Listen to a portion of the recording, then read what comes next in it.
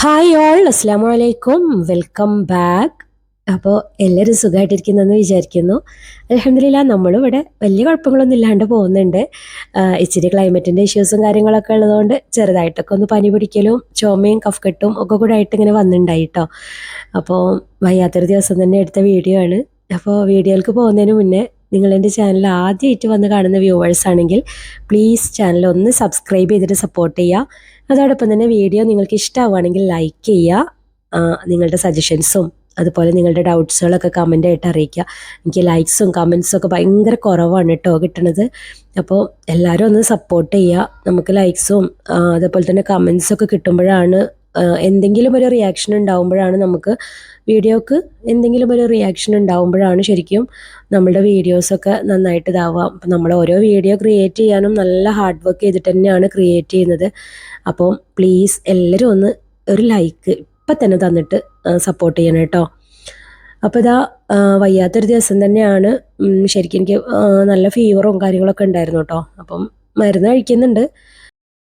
അപ്പോൾ ത്രോട്ടൊക്കെ ഭയങ്കര എന്താ പറയുക, ഭയങ്കര പെയിനും അതേപോലെ നല്ല കുത്തി ചുമയൊക്കെ ആയിരുന്നു കേട്ടോ ഉണ്ടായിരുന്നത്. അപ്പം ക്ലൈമറ്റ് ചേഞ്ച് ആകുമ്പം എല്ലായിടത്തും ഉണ്ട്, ഇൻഫ്ലുവൻസ നടക്കുന്നുണ്ട് ഇപ്പം ഇവിടെ. അത് കാരണം മൊത്തം ആകെ ഭയങ്കര സ്കൂളിൽ നിന്ന് കുട്ടികൾ നന്നായിട്ട് കൊണ്ടുവരുന്നുണ്ടെന്നല്ല എല്ലാവരും പറയുന്നുണ്ട് കേട്ടോ. എല്ലായിടത്തും പനി തന്നെയാണ്, കേൾക്കുന്നതൊക്കെ പനി തന്നെയാണ് ഇപ്പോൾ.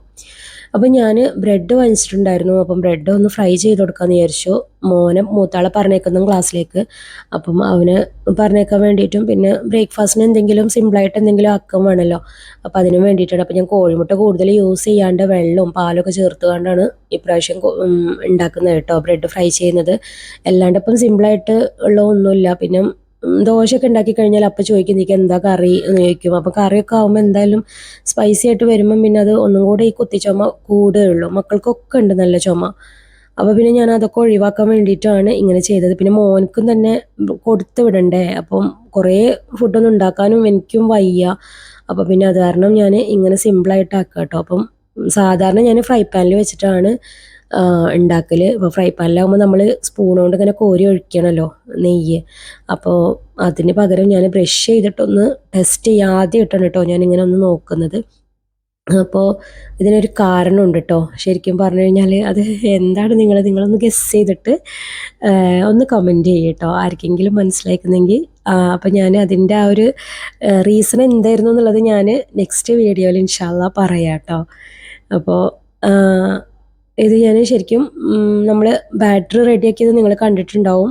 സാധാരണ എല്ലാവർക്കും അറിയുന്നത് തന്നെ. പക്ഷെ ഞാനതിലേക്ക് കോഴിമുട്ടയുടെ എണ്ണം കുറച്ച് ഞാനത് ഒരു പാക്ക് ബ്രെഡ് എടുത്തിട്ടുണ്ട് ഫുള്ള് പൊരിക്കാൻ വേണ്ടിയിട്ടുള്ളത് കേട്ടോ. 5 കോഴിമുട്ടയാണ് എടുത്തിട്ടുണ്ടായിരുന്നത്. പിന്നെ അതിലേക്ക് ഒരു 3/4 കപ്പ് വെള്ളം ഒഴിച്ചു, ഒരു 3/4 കപ്പ് പാലും ഒഴിച്ചു.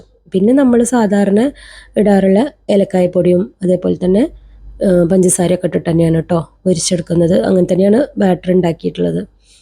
അപ്പം ഏലക്കായപ്പൊടി ഇടാണ്ട് ഉണ്ടാക്കുന്ന ആൾക്കാരുണ്ടാവും. അപ്പം ഞാൻ ഇങ്ങനെയാണ് ഏലക്കായപ്പൊടി ഇട്ടിട്ടാണ് നല്ല ഫ്ലേവർ നല്ല രീതിക്ക് കിട്ടും. സിന്നമൺ ഇട്ടിട്ടും ഉണ്ടാക്കാറുണ്ട്, അതും നല്ല ടേസ്റ്റാണ് കേട്ടോ. അപ്പോൾ ബ്രെഡ് ഫ്രൈ ചെയ്യാൻ ഇങ്ങനെ ആക്കുമ്പോൾ നമുക്ക് പെട്ടെന്ന് ആയി കിട്ടുമല്ലോ. ഞാൻ ഒന്നാമത് അതാണ്. പിന്നെ അത് മാത്രമല്ല ഗ്യാസ് ലാഭിക്കുക, എല്ലാം കൊണ്ടും ലാഭം തന്നെയാണ്. ഗീയും എനിക്ക് കുറേ ലാഭമായി. അപ്പോൾ ബ്രെഡ് ഫ്രൈ ചെയ്തതിനനുസരിച്ചിട്ട് ഞാൻ പാക്ക് ചെയ്തിട്ട് മോനെ വിടാനായുള്ള സമയമായിട്ടുണ്ട്. അപ്പോൾ അവനക്ക് പോകാനായി എന്ന് പറഞ്ഞിട്ട് തിരക്കാക്കുണ്ടായി. കാരണം ബസ് മിസ്സായി കഴിഞ്ഞാൽ പിന്നെ നെക്സ്റ്റ് സ്റ്റോപ്പ് എന്ന് പറഞ്ഞു കഴിഞ്ഞാൽ കുറച്ച് ഇവിടുന്ന് നടക്കണം. അപ്പോൾ പിന്നെ അത് ഭയങ്കര പാടായിരിക്കും. അപ്പോൾ പിന്നെ അത് കാരണം പെട്ടെന്ന് തന്നെ പോകാൻ വേണ്ടിയിട്ട് അവനങ്ങനെ ഇതാക്കിയിട്ടുണ്ട്. അപ്പോൾ അവൻ കഴിക്കുന്നുണ്ട്, അങ്ങനെ ഇതാക്കിയിട്ട് പാക്ക് ചെയ്തിട്ട് കൊണ്ടുപോകുന്നുണ്ട് കേട്ടോ. അപ്പോൾ ഇതാ ബ്രെഡ് ഫ്രൈ ചെയ്യലും കാര്യങ്ങളൊക്കെ ഏകദേശം കഴിഞ്ഞു. ഞാൻ ജസ്റ്റ് ഒന്ന് ക്ലീൻ ചെയ്തു. കാരണം നമുക്ക് ഈ വയ്യാണ്ടാവുമ്പോൾ ആകെ വൃത്തികേടായി കിടക്കുന്ന കാണുമ്പോൾ തന്നെ ആകെ കൂടെ ഒരു മനസ്സിക്ക് തന്നെ ഒരു ഇതുണ്ടാവില്ല അല്ലേ. ശരീരത്തിനും വയ്യ, പിന്നെ ഈ ആകെ വൃത്തികേടായിട്ട് കിടക്കുന്നത് കാണുമ്പോൾ തീരെ ഒരു സ്വസ്ഥത ഉണ്ടാവില്ല. അപ്പം ഞാൻ പിന്നെ വേഗം അങ്ങനത്തെ കാര്യങ്ങളൊക്കെ വേഗം ചെയ്യുക. എന്തായാലും 2 ദിവസമായി അടിച്ചു വാരിയിട്ടും തുടച്ചിട്ടും ഒക്കെ, കാരണം അത്രയും വയ്യാത്തൊരവസ്ഥയിലായിരുന്നു ഉണ്ടായിരുന്നത്. അപ്പോൾ ഇന്ന് അങ്ങനത്തെ പണികളും കാര്യങ്ങളൊക്കെ ഉണ്ട്. വയ്യാത്ത ആ ഒരു ഇത് മൈൻഡ് ചെയ്യാണ്ട് അങ്ങനെ ചെയ്യാമെന്ന് വിചാരിച്ചു. മരുന്ന് കഴിച്ചുകൊണ്ടുള്ള ആ ഒരു ഇതിൽ തന്നെയാണ് കേട്ടോ. നല്ല ചുമ ഉണ്ടായിരുന്നു. അപ്പോൾ എനിക്ക് ടെൻഷൻ ഉണ്ടായിരുന്നു പിറ്റേ ദിവസം അങ്ങനെ കിടപ്പിലാവുമോ എന്നുള്ളത്. പക്ഷേ അതൊന്നും എത്തിച്ചിട്ട് പ്രയാസങ്ങളൊന്നും ഉണ്ടായില്ല കേട്ടോ. അപ്പം ഇത് ഞാൻ ഒരു ഇതുണ്ടാക്കാൻ വേണ്ടിയിട്ടാണ് കേട്ടോ ടിഷ്യൂ പേപ്പർ കിട്ടും. അപ്പം മോൾക്ക് കേരളപ്പിറവിയുടെ ആ ഒരു കേരളപ്പിറവി ദിനത്തിൻ്റെ ആ ഒരു എന്താ പറയുക ഡാൻസും കാര്യങ്ങളൊക്കെ ആയിട്ട് അവർ സ്കൂളിലെ പ്രോഗ്രാം ഉണ്ടായിരുന്നു. അപ്പോൾ ഈ പ്രോഗ്രാം എക്സാമിൻ്റെ ഇടയിലാണ് അവർ അനൗൺസ് ചെയ്തത്. അപ്പം എക്സാം നടക്കുകയായതുകൊണ്ട് തന്നെ നവംബർ 1 അവർക്ക് എക്സാം ഉണ്ടായി. ആ ഒരു ടൈമിൽ എക്സാം നടന്നുകൊണ്ടിരിക്കുകയാണ്. അപ്പോൾ പിന്നെ അവരത് പോസ്റ്റ്പോണ്ട് ചെയ്തു, പ്രോഗ്രാം പിന്നത്തേക്കാക്കി വെച്ചിട്ടുണ്ടായി. അങ്ങനെ നമ്മളോട് വീഡിയോസൊക്കെ അയച്ചു കൊടുക്കാൻ പറഞ്ഞിട്ടുണ്ടായിരുന്നു. അവർ നമുക്ക് വീഡിയോസ് അയച്ചു തരും, എന്നിട്ട് നമ്മളത് നോക്കി പഠിക്കുക, എന്നിട്ട് അതിനനുസരിച്ചിട്ട് വീഡിയോ അവർക്ക് അയച്ചു കൊടുക്കുക കേട്ടോ. അപ്പോൾ ഞാൻ അവൾക്ക് ട്രഡീഷണൽ ഡ്രസ്സ് വേണമല്ലോ, അപ്പം പട്ടുപാവാടയും കാര്യങ്ങളൊക്കെ അങ്ങനെ ഒരുവിധം ഒപ്പിച്ചു. എൻ്റെ ഫ്രണ്ടിൻ്റെ മോളെടുത്തിട്ടുണ്ട് പറഞ്ഞപ്പം അങ്ങനെ അത് മേടിച്ചിട്ട് അങ്ങനെ ഇതാക്കി. കാരണം സ്പോട്ടിൽ നമുക്ക് അങ്ങനെയൊന്നും കിട്ടില്ലല്ലോ. അപ്പോൾ അതിലേക്ക് മുല്ലപ്പൂവ് വേണമല്ലോ. അപ്പോൾ ആ മുല്ലപ്പൂവ് ഉണ്ടാക്കിയെടുക്കണം കേട്ടോ. ഭയങ്കര എന്താ പറയുക, വല്ലാത്തൊരു സിമ്പിളായിട്ടുള്ളൊരു സംഗതിയാണ്. ഞാൻ മുന്നേ യൂട്യൂബിൽ ഇത് കണ്ടിട്ടുണ്ടായിരുന്നു. കൊറോണയുടെ സമയത്ത് ഇത് വൈറലായിരുന്നൊരു വീഡിയോ ആണ്, ടിഷ്യൂ പേപ്പർ ആയിട്ടുള്ള മുല്ലപ്പൂ എന്നുള്ളത്. അപ്പോൾ അങ്ങനെ അടിച്ചു നോക്കിയിട്ട് അങ്ങനെ യൂട്യൂബ് നോക്കിയിട്ടാണ് കേട്ടോ ഞാനിത് ഉണ്ടാക്കിയത്. അപ്പോൾ എനിക്ക് തന്നെ അത്ഭുതമായിപ്പോയി. ഇത് ഉണ്ടാക്കി വന്നപ്പം ഭയങ്കര ഒറിജിനാലിറ്റി തോന്നുന്നൊരു തരത്തിലാണ്. അപ്പോൾ നമ്മൾ ടിഷ്യൂ പേപ്പർ എടുത്തിട്ട് ആദ്യം 2 പ്ലേ ആയിരിക്കുമല്ലോ ടിഷ്യൂ പേപ്പർ, അപ്പം 3 ഫോൾഡ് ചെയ്യുക. എന്നിട്ട് അതിന് ഒന്നും കൂടെ ഒരു റെക്റ്റാങ്കിൾ ഷേപ്പിലേക്കാക്കിയിട്ട് ഫോൾഡ് ചെയ്യുക. എന്നിട്ട് കൂടി നിൽക്കുന്ന ഭാഗങ്ങളൊക്കെ ഒന്ന് കട്ട് ചെയ്തിട്ട് കൊടുക്കുക കേട്ടോ. എന്നിട്ട് അതിൽ നിന്ന് കുറച്ച് പീസ് ഇങ്ങോട്ട് എടുത്തിട്ട് നമ്മൾ ചെറുതായിട്ട് ഇങ്ങനെ റോൾ ചെയ്തിട്ട് കൊണ്ടുവരില്ലേ, അതേപോലെ ചെറുതാക്കിയിട്ട് റോൾ ചെയ്തിട്ട് കൊണ്ടുവന്നിട്ട് 2 സൈഡും നമ്മളൊന്ന് ആർച്ച് രൂപത്തിൽ കട്ട് ചെയ്ത് കൊടുക്കുക.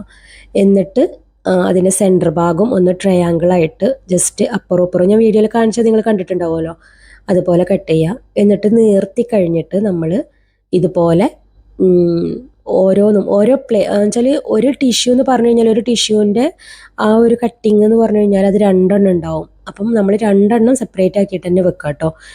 എന്നിട്ട് ഇതുപോലെ ഈ ഒരു സംഗതി ഇങ്ങനെ ആക്കിയിട്ട് ഇതൊന്ന് ജസ്റ്റ് ഒന്ന് ഇങ്ങനെ ആ സെൻറ്റർ ഭാഗം ഒന്ന് ജസ്റ്റ് ഒന്ന് കൈ കൊണ്ടൊന്ന് തിരിച്ചു കൊടുത്താൽ നമ്മളുടെ ഫ്ലവർ റെഡിയായി. അപ്പം ഇത്രയും സിമ്പിളായിട്ടാണ് ഈ മുല്ലപ്പൂവ് ഉണ്ടാക്കാനുള്ള പണിയുള്ളൂ കേട്ടോ. അപ്പോൾ നമ്മളെ സംബന്ധിച്ചിടത്തോളം ഇങ്ങനത്തെ പ്രോഗ്രാമുകൾ വരുമ്പോഴും, ഇനിയിപ്പോൾ പ്രോഗ്രാമുകളല്ല ഓണം സെലിബ്രേഷനോ അങ്ങനെയൊക്കെ വരുമ്പോഴൊക്കെ നമുക്ക് കിട്ടാത്തൊരവസ്ഥ വരുമ്പോൾ ഇങ്ങനെയൊക്കെ ചെയ്യുകയാണെങ്കിൽ നല്ല തന്നെ കേട്ടോ. ശരിക്കും ഒറിജിനലാന്ന് തന്നെ തോന്നുള്ളൂ. അത്രയും പെർഫെക്റ്റ് ആയിട്ടാണ് കേട്ടോ ഉണ്ടായിരുന്നത്. അപ്പോൾ ഇത് കണ്ടില്ലേ, ഇതിപ്പോൾ പണി ഫുള്ളായിട്ടില്ലേ ഇതിൻ്റെ. അപ്പം ഇത്രയാണ് ഉണ്ടാക്കിയത്. ഞാനൊരു 6 ടിഷ്യൂ കൊണ്ടാണ് കേട്ടോ ഇത്രയും ഉണ്ടാക്കിയിട്ടുള്ളത്. അപ്പോൾ ഇത് സത്യം പറഞ്ഞു കഴിഞ്ഞാൽ ഉണ്ടാക്കാനൊന്നുള്ള മൂഡ് ഉണ്ടായിരുന്നില്ല. പക്ഷെ തലേ ദിവസം മോള് ഇങ്ങനെ ഇക്കാനോട് പറഞ്ഞിട്ട് ഇക്കയും മോളും കൂടെ 2 ടിഷ്യൂ കൊണ്ട് അവരുണ്ടാക്കി വെച്ചിട്ടുണ്ടായി. അപ്പോൾ എനിക്കത് പോരാത്ത തോന്നിയപ്പോഴാണ് ഞാൻ അതിൽക്കൂടെ ഒരു 4 ടിഷ്യൂ കൂടെ എടുത്തിട്ട് അങ്ങനെ ഉണ്ടാക്കിയത് കേട്ടോ. അപ്പോൾ അതിൻ്റെ ഇടയിൽ ആ ഓറഞ്ച് ഫ്ലവറും കൂടെ വരുമല്ലോ, അപ്പോൾ അതും കൂടെ കണക്കാക്കിയിട്ട് ഞാൻ ആ ഒരു ഓറഞ്ചിനോട് സാമ്യമുള്ളൊരു റെഡ് എടുത്തിട്ട് ചെയ്തതാണ് കേട്ടോ. എന്നിട്ട് യെല്ലോ പെയിൻറ്റും green colour paint water colour മതി. എന്നിട്ട് അതൊന്ന് മിക്സ് ചെയ്തിട്ട് വെള്ളം കൊണ്ടൊന്ന് ഒന്ന് ലൂസാക്കി എടുക്കുക. എന്നിട്ട് ഇതേപോലെ ഒന്ന് അതിൻ്റെ സെൻറ്റർ ഭാഗത്തൊന്ന് ഇതുപോലെ നമ്മളൊന്ന് തിരിച്ചു കൊടുക്കാം. അപ്പോൾ ശരിക്കും അതിൻ്റെ ആ ഒരു ഗ്രീൻ കളർ ഒരു ഇതുണ്ടാവുമല്ലോ, എന്താ പറയുക, ഞെട്ടിൻ്റെ ഭാഗത്ത് ഒരു കളർ ഉണ്ടാവില്ലേ, അപ്പോൾ ആ ഒരു കളറ് കിട്ടാൻ വേണ്ടിയിട്ടാണ്. അപ്പം ആ ഒരു ഒറിജിനാലിറ്റി കിട്ടാൻ വേണ്ടിയിട്ടാണ് കേട്ടോ. ഇപ്പോൾ കണ്ടോ, ശരിക്കും നമ്മൾ മുല്ലപ്പൂ വെതറിട്ട പോലെ അല്ലേ ശരിക്കും കാണുമ്പോൾ. ഇത് കാണുമ്പോൾ നമുക്ക് അതിൻ്റെ ആ ഒരു സ്മെല്ലും കണ്ട് വരുന്ന പോലെയാണ് തോന്നുക. പക്ഷേ ജാസ്മിൻ്റെ സ്പ്രേ അടിച്ചു കൊടുത്താൽ മതി കേട്ടോ. അപ്പോൾ ഇതാ ഞാൻ കെട്ടലൊക്കെ ഒരു വകേനെ കെട്ടിയെടുത്തിട്ടുണ്ട്. കാരണം എനിക്ക് കെട്ടാനൊന്നും തീരെ അറിയില്ലായിരുന്നു. അപ്പോൾ അത് കുറച്ച് കഷ്ടപ്പെട്ടു. പൂവ് ഉണ്ടാക്കുന്നതിനേക്കാൾ ബുദ്ധിമുട്ടായിരുന്നു എനിക്കത് നൂലിൽ പിന്നെ ടൈ ചെയ്തെടുക്കൽ കേട്ടോ. അങ്ങനെ മോള് സെറ്റാക്കിയിട്ട് മോള് പിന്നെ പട്ടുപാവാടയൊക്കെ ഇട്ട് അവളെ മുടി ഞാൻ മുന്നത്തെ വീഡിയോയിൽ പറഞ്ഞിട്ടുണ്ടായിരുന്നു. അവളെ മുടിയിൽ ഞാൻ ഉലുവ തേക്കാറുണ്ട്. കാണാത്തവരുണ്ടെന്നുണ്ടെങ്കിൽ വീഡിയോ കണ്ടു നോക്കാം കേട്ടോ. അപ്പോൾ അവളെ മുടി നല്ല കേളി ആയിട്ടായിരുന്നു അവളെ മുടി. ഇപ്പം നല്ല ഇതിൽ വന്നിട്ടുണ്ട്. അപ്പോൾ മുല്ലപ്പൂവൊക്കെ ചൂടിക്കൊടുത്ത് അവളെ ഡാൻസ് ഇതുപോലെ അവർ കുറച്ച് ഭാഗം മാത്രമേ ഉള്ളൂ, പാട്ടില്ല, ഒരു സ്റ്റെപ്സ് മാത്രം കണ്ട് അയച്ചു തരും. എന്നിട്ട് അത് കൊളാഷ് രൂപത്തിലാക്കിയിട്ടാണ് കേട്ടോ ചെയ്യുക. ഒരു കുട്ടിയുടെ കഴിഞ്ഞിട്ട് അടുത്ത കുട്ടി, അടുത്ത കുട്ടിയുടെ കഴിഞ്ഞിട്ട് അങ്ങനെ ഒരു കണ്ടിന്യൂറ്റി ഫീൽ ആവുന്ന തരത്തിലാണ് ചെയ്യുക. അപ്പോൾ അതിൽ ഓരോ പാർട്ട് ഓരോരുത്തരും ചെയ്യുക എന്നുള്ളതാണ്. പിന്നെ ടീച്ചേഴ്സ് അത് എഡിറ്റ് ചെയ്തിട്ട് അതിന് സോങ് കൊടുത്തിട്ട് അവർ അസംബ്ലിയിൽ അത് അല്ലെങ്കിൽ അവരെ പ്രോഗ്രാമിൻ്റെ അന്ന് അത് ഇതാക്കും. കാരണം ഓൺലൈനാണല്ലോ സ്കൂള്. അപ്പോൾ ഓൺലൈൻ പ്രോഗ്രാം തന്നെയാണ്. അപ്പം കുട്ടികൾ ഓൺലൈൻ സ്കൂളാണെന്ന് വിചാരിച്ചിട്ട് കുട്ടികൾക്ക് ആക്ടിവിറ്റീസ് ഇല്ലാത്ത പ്രശ്നങ്ങളൊന്നുമില്ല. നല്ലോണം ആക്ടിവിറ്റീസ് കൊടുക്കുന്ന ഒരു സ്കൂളാണ്. പിന്നെ മോനിക്ക് അതേപോലെ കവിത ചൊല്ലലായിരുന്നു. ഞാൻ ആ കവിത ഇവിടെ ഇടാണ്ടാണ്, കാരണം കോപ്പിറൈറ്റ് വരുമോ എന്നുള്ള ഇഷ്യൂ കാരണം ഫേമസ് ആയിട്ടുള്ളൊരു കവിതയാണ്. അപ്പം ചിലപ്പം അവന് വായ ഇങ്ങനെ അനങ്ങുന്നത് കാണിച്ചിട്ട് കാര്യമില്ലല്ലോ. അപ്പം അതുകൊണ്ടാണ് അവനക്ക് കവിതയായിരുന്നു, മലയാളം കവിത ആയിട്ട് ചൊല്ലാനായിരുന്നു കേട്ടോ, കേരളത്തിനെ കുറിച്ചിട്ട്. അപ്പോൾ അതൊക്കെ കഴിഞ്ഞ് വീഡിയോ ഒക്കെ എഡിറ്റ് ചെയ്ത് ഞാൻ ടീച്ചർക്ക് അയച്ചു കൊടുത്തു.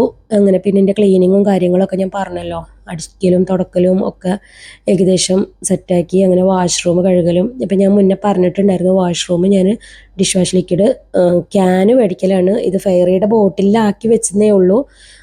ഞാൻ വില കുറവുള്ള ഡിഷ് വാഷ് ലിക്വിഡ് മേടിച്ചിട്ട് ആ ഡിഷ് വാഷ് ലിക്വിഡ് ഡയലൂട്ട് ചെയ്തിട്ട് അതാണ് ഞാൻ വാഷ്റൂം കഴുകാൻ എടുക്കൽ കേട്ടോ. അപ്പോൾ വാഷ്റൂം കഴുകലും കാര്യങ്ങളൊക്കെ കഴിഞ്ഞു. എൻ്റെ കുളിയും നനയൊക്കെ കഴിഞ്ഞ് ഇനിയിപ്പോൾ ഉച്ചക്കത്തെ കാര്യങ്ങളാണ് സെറ്റാക്കാനുള്ളത്. അപ്പോൾ അതിൻ്റെ മുന്നേ ഞാൻ പറഞ്ഞല്ലോ, എല്ലാവർക്കും വയ്യാത്തൊരവസ്ഥയാണ്. അപ്പം ഞാൻ നന്നായിട്ട് നമ്മൾക്ക് വീട്ടിൽ ചെയ്യാൻ പറ്റുന്ന കാര്യങ്ങൾ ചെയ്തു കൊടുക്കും കേട്ടോ. കുട്ടികൾക്ക് എന്തെങ്കിലുമൊക്കെ ഹോം റെമഡീസ് ആയിട്ടുള്ളത് കൂടുതലും ഞാൻ അങ്ങനെ തന്നെയാണ്. മുന്നത്തെ ഒരു വീഡിയോയിലും ഇതുപോലെ കാണിച്ചിട്ടുണ്ടായിരുന്നു. അപ്പോൾ കഫ്കെട്ടും ചുമയൊക്കെ വന്നു കഴിഞ്ഞാൽ അപ്പോൾ നമ്മൾ ഇങ്ങനത്തെ കാര്യങ്ങൾക്കൊക്കെ വേണ്ടിയിട്ടാണ് ബാൽക്കണിയിൽ ഇങ്ങനെയൊക്കെ ഓരോരോ സംഗതികൾ ഉണ്ടാക്കുന്നത്. അല്ലാണ്ട് വെറും ഫ്ലവറിങ് പ്ലാന്റ്സും കാര്യങ്ങളും മാത്രമല്ല കേട്ടോ. ഞാൻ ഹെർബ്സ് ആയിട്ടുള്ള സംഗതികൾ കൂടുതലും കളക്ട് ചെയ്തിട്ട് അങ്ങനെ ഉണ്ടാക്കുന്ന ഒരാളാണ്. അപ്പം നമുക്കിങ്ങനെ യൂസ് ചെയ്യാമല്ലോ. അപ്പോൾ നമ്മളുടെ മുറ്റത്തുണ്ടെങ്കിലും നമ്മൾ ഉപയോഗിക്കാത്ത ആൾക്കാരുണ്ടാവും. അപ്പോൾ അവരോടായിട്ടാണ് പറയണത്. ഇതൊക്കെ ഭയങ്കര ബെനിഫിറ്റ് ഉള്ള സംഗതികളാണ് കേട്ടോ. നമുക്ക് ശരീരത്തിന് നല്ല ബെനിഫിറ്റ്സ് ഉള്ളതാണ്.